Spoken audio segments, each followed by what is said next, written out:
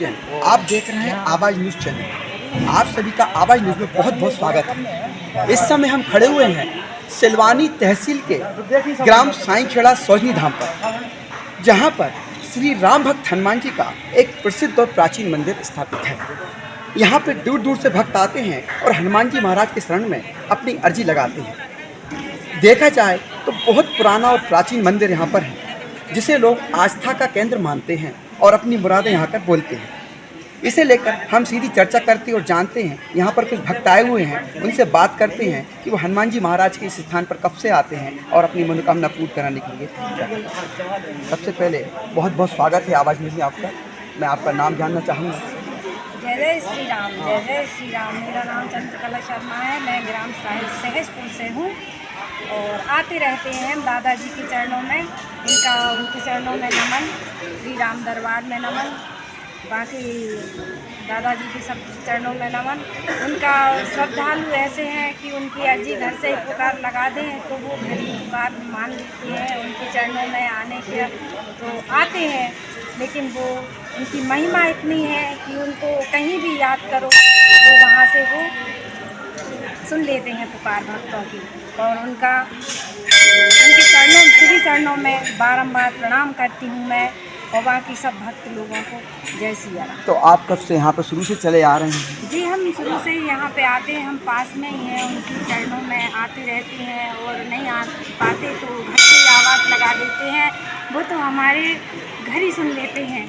आपके घर से अर्जी पूरी हो जाती है। देखिए कितनी मान्यता है कि भक्त लोग बता रहे हैं कि यहाँ घर से आवाज़ लगाने पर भी दादाजी उनकी अर्जी स्वीकार कर लेते हैं और उनके कार्य सिद्ध कर देते हैं। आइए इसी श्रृंखला में एक पूरी हमारे साथ हैं, हम उनसे चर्चा करते हैं और जानते हैं कि वो कब से आते हैं और उनसे हम चर्चा करके जानते हैं कि वो हनुमान जी महाराज के बारे में क्या विचार रखते हैं। आपका बहुत बहुत स्वागत है। आप अपना नाम बताएंगे। मेरा नाम ब्रजेश तिवारी है। मैं यहाँ बचपन से आ रहा हूँ। पहले लाता था, गाड़ी से आ रहा हूँ। बाकी दादाजी की कृपा है कि हर मनोकामना यहाँ पे पूर्ण होती है। बहुत प्राचीन मंदिर है और बहुत विख्यात मंदिर है। हमारे यहाँ में एरिया में ये सौजनी धाम के नाम से विकसित है। यहाँ पे सबकी मनोकामना पूर्ण होती है, सब भक्त आते हैं। शनिवार मंगलवार में बहुत भीड़ रहती है। जय जय श्री राम। शनिवार मंगलवार ये 2 दिन मेन आते हैं, हनुमान जी के भक्त यहाँ पर आते हैं। अब हम चर्चा करते हैं कि वो हमारे साथ में हैं। हम इनसे चर्चा करते और जानते हैं कि कब से आ रहे हैं और उनकी कितनी आस्था है। आपका शुभ नाम? शास्त्री। मेरा नाम देव शर्मा है। शास्त्री में ब्राह्मण है, सहजपुर से। मैं बताना चाहता हूँ कि सभी भक्तों को कि भगवान के दरबार में आने से ही मनोकामना पूर्ण हो जाती है। हनुमान जी का जो है रूप एक विकट है। हनुमान चालीसा में लिखा है कि बल बुद्धि विद्या देहु मोहे हरऊ कलेश विकार। मेरे जो भी यानी कष्ट हैं भगवान दर्शन मात्र से ही हल लेते हैं। यानी जो भेंट है भगवान को भेंट रखने की ज़रूरत भी नहीं है।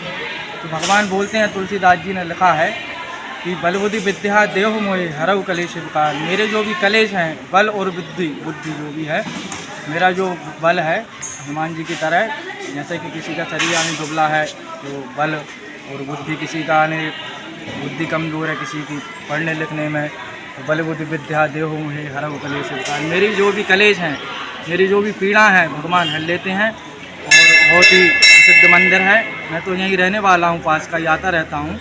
मगर 1 जनवरी पर भक्तों की अनेक संख्या रहती है। इतनी संख्या रहती है कि सौजनी में वाहनों की इतनी संख्या हो जाती है कि लोग पैदल नहीं रेंग पाते हैं। 4 किलोमीटर से ही खड़े होते हैं।